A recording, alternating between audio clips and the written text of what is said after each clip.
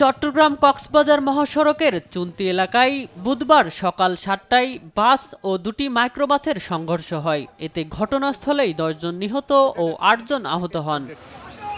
Lohagara fire service জানায়, প্রথমে বাসের সঙ্গে একটি মাইক্রোবাসের মুখোমুখি সংঘর্ষ হয়। এরপর পেছন থেকে আরেকটি মাইক্রোবাস এসে ধাক্কা দেয়। নিহতদের বেশিরভাগই প্রথম মাইক্রোবাসের যাত্রী ছিলেন। তাৎক্ষণিকভাবে হতাহতদের পরিচয় জানা যায়নি। আহতদের মধ্যে ৩ জনের অবস্থা গুরুতর, তাদের হাসপাতালে ভর্তি করা হয়েছে।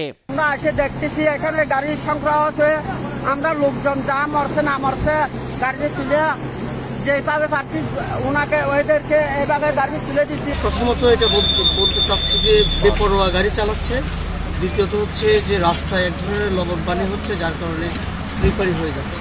খবর পেয়ে তৎক্ষণাৎ লোহাগাড়া ফায়ার সার্ভিস ও থানা পুলিশ নিহতদের উদ্ধার করে এবং আহতদের উদ্ধার করে হাসপাতালে পাঠিয়েছে। আমরা এখানে নিহত হয়েছে ৭ জন। আমরা ৩ জনকে হাসপাতালে ওদের পরিচয় পাওয়া যায় না। একজনের পরিচয় পাওয়া যাচ্ছে, একটা মহিলা, ওনার বাড়ি হলো কুষ্টিয়া সদর থানা কুমারগাড়া গ্রাম। এর আগে ৩১ মার্চ একই এলাকায় বাস মিনিবাস সংঘর্ষে ৫ জন নিহত হয়েছিলেন।